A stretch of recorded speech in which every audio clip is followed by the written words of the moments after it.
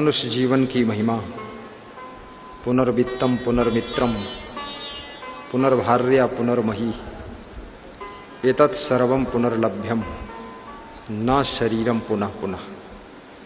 भाग्यो उदयन बहुजन्म समर्जितेन सत्संगम चा लभते पुरुषो यदा वै अज्ञान हेतु कृत मोह मदांधकार नाशम विधाय ही तदोदयते विवेका।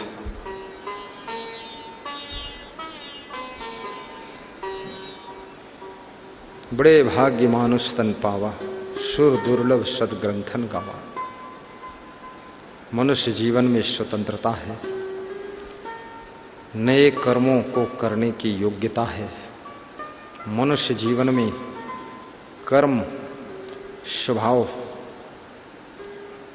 चरित्र, वाणी, व्यवहार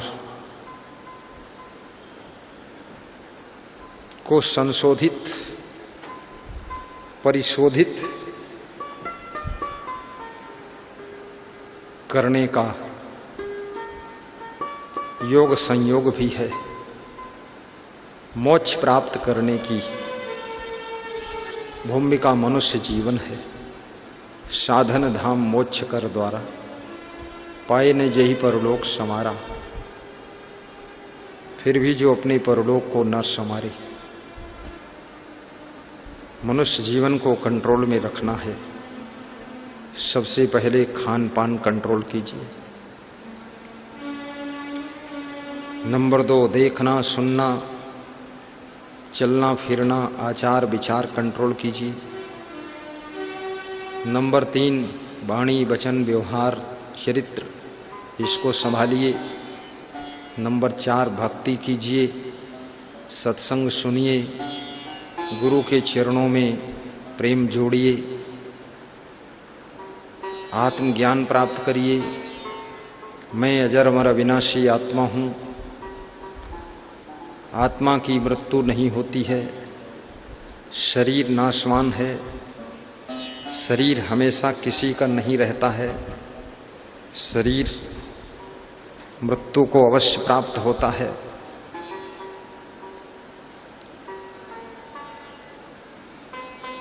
केतिक जतन करो यही तन की अंत अवस्था धूरी हो। कबीर साहब कहते हैं इस शरीर को कितना जतन पूर्वक संभालो, लेकिन अंत में ये धूल में ही मिल जाएगा। इसलिए इस शरीर से भक्ति करके मुक्ति प्राप्त करिए। अच्छा व्यवहार बर्ताव कीजिए। ऐसी चीजें मत खाओ पियो जो बहुत गर्म हैं। आपका शरीर कंट्रोल से बाहर हो जाए, ऐसी चीजें कभी मत खाइए। स्वाद के लिए मत खाइए, स्वास्थ्य के लिए ध्यान रखिए। जिन चीज़ों को खाने से आपका शरीर स्वस्थ रहता है, शाकाहारी चीज़ें खाइए, कंद मूल फल खाइए। कम खाइए, ज़्यादा मत खाइए। कोई पशु पक्षी भी ज़्यादा नहीं खाते हैं। मनुष्य ही एक ऐसा प्राणी है जो कम नहीं खाता है, रोज ज़्यादा खाता है। और मनुष्य तरह तरह का भोजन बनाकर खाता है, ये भी स्वतंत्रता है। पशु हमेशा वही घास फूस खाते रहते हैं, जिनकी खानी योनि का जो खाद्य है उसको खाते रहते हैं। लेकिन मनुष्य जीवन में कितनी स्वतंत्रता है। मनुष्य जीवन में आप देखिए, पकौड़ी बनाइए, पूड़ी बनाइए, खीर बनाइए, हलवा बनाइए, सेवई बनाइए, कचौड़ी खाइए, पूड़ी गरम गरम निकालिए, बनाइए। ये सब कुछ सुविधा है। मनुष्य जीवन में ये विशेषता है। ये साधारण जीवन नहीं है। ये देवताओं को भी दुर्लभ है। तेल में पूड़ी बनाइए, घी में पूड़ी बनाइए। आज भंडारी को निर्देश दिया गया है गुरु पूर्णिमा में देसी घी में पूड़ी निकालिए। तो भंडारी बोला बहुत घी लगेगा। हमने कहा जितना लग जाए, 1 कुंटल लगे तो क्या फर्क है। सब भक्ति भाव में देसी घी की पूड़ियाँ और घुइयाँ की सब्जी, और शाम का भंडारा अलग, 2 सब्जियाँ अलग। पनीर की सब्जी शाम को बनाओ, घुइयाँ बनाओ, आलू परवल बनाओ और बनाओ। पूड़ी बनाओ, सेवई बनाओ, हलवा बनाओ, आलू बंडे, कचौड़ी, पकौड़ी, जो भी लखौड़ी, हुड़ौड़ी, जो बना पाओ बनाओ, खाओ और भक्तों को खिलाओ उदारता के साथ। सब लोग माल छके, जिसकी जितनी श्रद्धा उतना खाए। गुरु दरबार में चहल पहल से गुरु पूर्णिमा के पावन अवसर पर भंडारा हो, सब आनंद मंगल हो जाए। साहिब बंदगी बोलो। गुरुदेव भी दृष्टि का भोग लगाएंगे, देखेंगे क्या बना है। गुरुदेव को ज़्यादा खाना नहीं है, क्योंकि गुरुदेव को प्रवचन सुनाना है, आपको सुनना है। आपका दिमाग का काम कम है, मेरा दिमाग का काम है ज़्यादा। हलवा पाके तो गलवा बने पड़े रहोगे, इसलिए बहुत नहीं खाना है। गुरु महाराज देखें बस ठीक हो गया। लेकिन भक्तों को खिलाना है, संतों को खिलाना है। ये भोले भाले संत, सीधे सरल संत मुस्कुराते रहते हैं, जो इनको खिला दो संतोषपूर्वक खा लेते हैं, खिचड़ी भी खा लेते हैं। तो क्यों इनको हम भूसा खिलाएं, इनको हम बहुत अच्छा खिलाएंगे। हमारे भक्त लोग सब दान पुण्य करेंगे। गुरु पूर्णिमा में बड़ा भंडारा होगा। बड़ा मतलब टाप का, टाप का मतलब अच्छा से अच्छा, अच्छे से अच्छे मतलब जो भी रसोई बन सकती है, जो आता हो। साहिब बंदगी बोलो। साहिब अच्छा भोजन शुद्ध पवित्र बनाकर खाइए, साथ में भोजन चबा चबा कर खाइए। और ये मनुष्य जीवन में स्वतंत्रता, कोई पशु पक्षी हलवा बनाकर नहीं खा सकता। वो देसी घी की पूड़ी और विदेशी घी की पूड़ी जानता ही नहीं है। वो तो दूसरा कोई बना के रखा हो तो चोरी चारी करके खा लेगा, नान डाल के मुंह में, कुत्ता चुरा ले जाएगा। बाकी जो आपको स्वतंत्रता मिली है, ऐसा शुद्ध जीवन जियो। लेकिन मनुष्य इतना अज्ञानी है, ये नशा की खोज करता है। बीड़ी की खोज किया, सिगरेट की खोज किया, फिर गांजा को ढूंढा, फिर भांग ढूंढा, फिर चरस ढूंढा, फिर तंबाकू, खानी तंबाकू, फिर सूंघनी तंबाकू, और फिर पिटनी तंबाकू, फिर खुद पिट गया आखिरी में जाके। और फिर शराब, इंग्लिश बियर, महा ठंडी बियर। कितनी ठंडी चाहिए, इनके अंदर आग लगी है क्या, महा ठंडी बियर। और फिर देशी दारू। इतने नशा ढूंढा है। इसमें एक हीरोइन का नशा, अफीम का नशा, बहुत सारे नशा। फिर और फैशन का नशा। कपड़ा भी कितने ढंग से मनुष्य पहनता है, इधर उधर काट कूट के पहनता है। और इतना फैशन में लोग भूले हुए हैं, मर्यादित कपड़े नहीं पहन रहे हैं। अब न जाने कैसे कैसे कपड़े लड़कियों ने तो गजब कर डाला। इतने टाइट कपड़े पहनते, इतना मतलब सब दिखा रहे हैं, अपनी कमर दिखा रहे हैं कि कमर देख लो, अगर कमर मार दूंगी तो कमरा हिल जाएगा। इतनी खतरनाक है। अभी से उनका कमर देख लो, उसी में तो हिंदुस्तान हिल जाएगा। ऐसी बेशरम है, ये कमर क्यों दिखाती है। सबके पास कमर है, ढीले कपड़े पहनो, टाइट नहीं पहनना चाहिए, मर्यादा विरुद्ध है। तुम स्त्री हो, लड़की हो, पुरुषों को भी बहुत टाइट पहन करके, उसमें गर्मी भी बहुत लगती है, दांत खास, खुजली, चर्म रोग भी पैदा होते हैं। और देखने में भी शर्मिंदगी लगती है। देखने वाले शर्मा जाते हैं, लेकिन पहनने वाले शर्माते नहीं हैं। माँ बाप, दादी दादा अपने बच्चों को रोक भी नहीं पा रहे हैं। बेकंट्रोल समाज होता जा रहा है। नहीं तो उनको कपड़े ऐसे खरीद कर दो ही मत, ठीक से कपड़े ऐसे पहनो। मर्यादित कपड़े होने चाहिए। बहुत बहुत आशीर्वाद है। आपका सारा जीवन व्यवस्थित, सुव्यवस्थित और मर्यादित और धर्मनिष्ठ होना चाहिए। धर्मनिष्ठ जीवन होना चाहिए, उल्लुल जुल्लुल जीवन नहीं। समय की पहचान भी कीजिए। तो कबीर साहब समझा रहे हैं, सो झूठा जो सुत को तजई। वो झूठा है जो आत्मज्ञान को छोड़कर संसार के अज्ञान में भटकता है।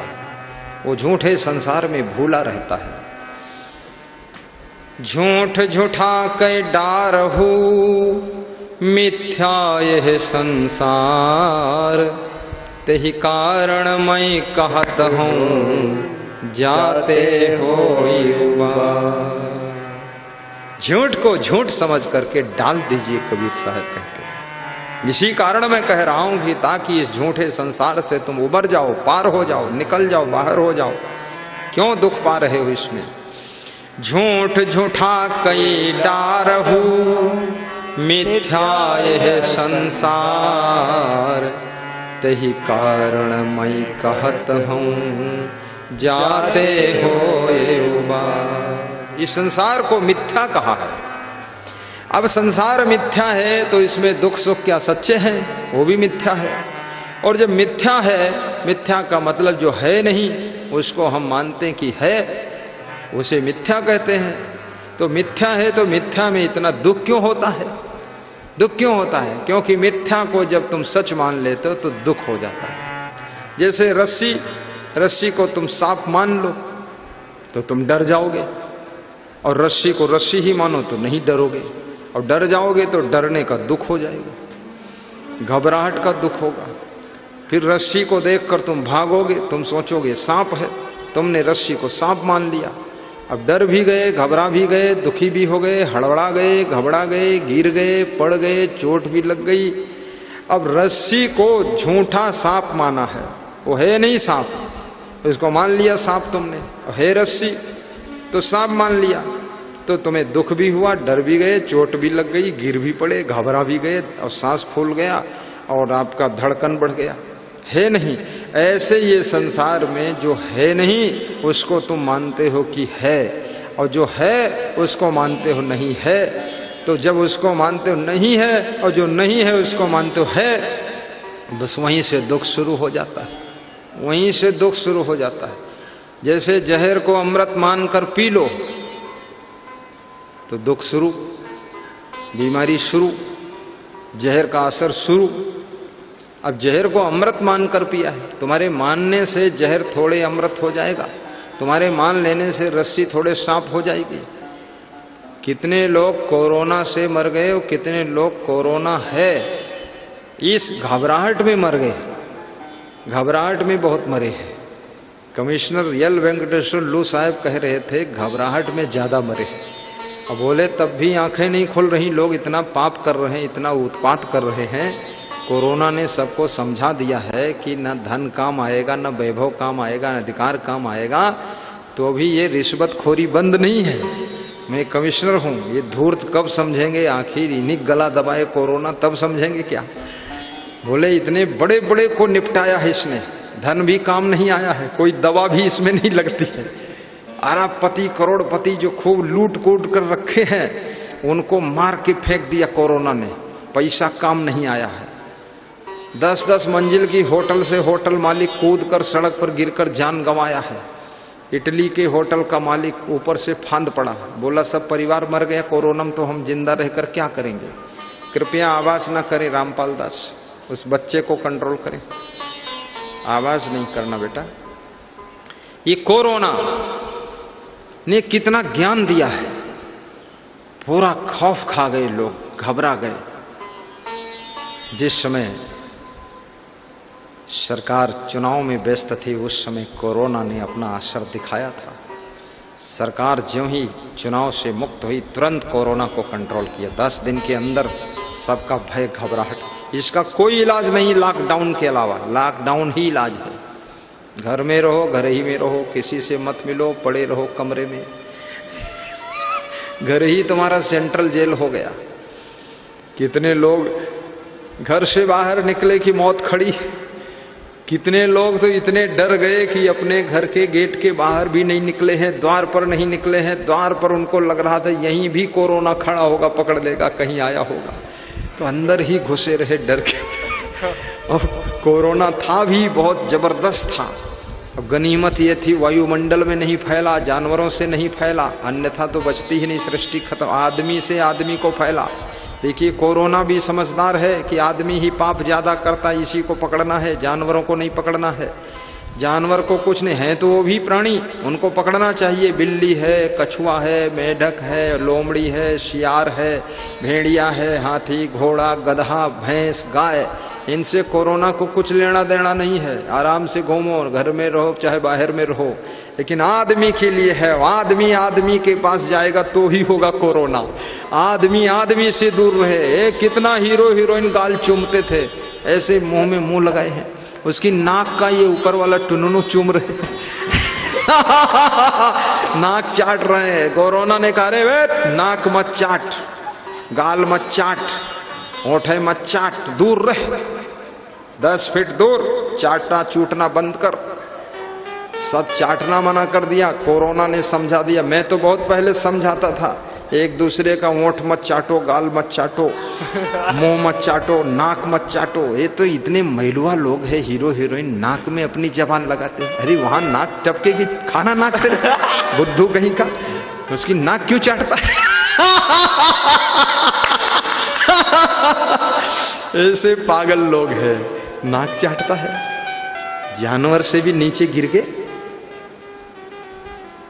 क्या जरूरत चाटने की? चाटने से कोई प्रेम होता है तो फिर उसकी टट्टी चाट लो जा करके। अब चाट लेंगे, हैं मूर्ख ही लोग, इनका नाम ही है चटोरी राम।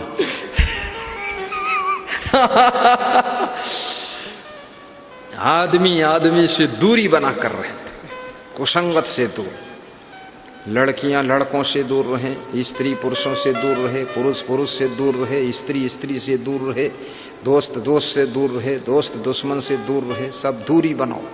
कितना बढ़िया ज्ञान देकर गया ये 2020 2021 और 22 23 24 25 तक यही ज्ञान मिलता रहेगा। जरा से इस ज्ञान को भुलाओगे फिर कोरोना आ जाएगा। अभी महाराष्ट्र में फिर आ रहा है, दिल्ली में फिर से राउंड मारता है। दिल्ली में खूब राउंड मारा है क्योंकि वहां ज्यादा लोग नाक मुंह ओठ चाटते। बॉम्बे में भी बहुत चाटा चाटी किया। ये देहात के लोग तो समझते हैं ये किसी मुंह नहीं चाटते, मुंह में सब पसीना है, उसमें सब कीचड़ है, नाक में क्या रखा है? रेमट बह रही है। छत्तीसगढ़ में उसको रेमट कहते हैं, उत्तर प्रदेश में नाक को नाक ही बोलते हैं, पता नहीं क्या बोलते हैं, क्या बोलते हैं, अरे रबड़ी रबड़ी निकल गई। हाँ, ये सब गंदा है, सब कीटाणु बैक्टीरिया वायरस सब चिपका रहता शरीर पर, चाटना नहीं चाहिए बस। ठीक। प्रथम अपने चरित्रों को सुधारोगे तो क्या होगा? प्रथम अपने चरित्रों को सुधारोगे तो क्या होगा? सुधारोगे तो क्या होगा? सुधारोगे तो क्या होगा? सुधारो, देखो कहाँ गया, तो क्या होगा? कृपा सिंधु मुझे अपना बना लोगे तो क्या होगा? कृपा सिंधु मुझे अपना बना लोगे तो क्या होगा? बना लोगे तो क्या होगा? बना लोगे तो क्या होगा? प्रथम अपने चरित्रों को सुधारोगे तो क्या होगा? प्रथम, गाइए, जोर से गाइए, भाव से गाइए। को सुधारोगे तो क्या हो? जय हो खुशी पाल मिलिट्री अफसर अलीगढ़ वाले। आपकी ये चक्र वाली चेयर रोज बैठता हूं मैं, आपका ये बेड, आहा हा, आपकी ये टेबल, आपने जो दान दिया, धन्य हो। आपको व्यास गादी आशीर्वाद दे रही। अलीगढ़ की जय हो। खुशी पाल, श्री भक्त खुशी पाल की जय हो।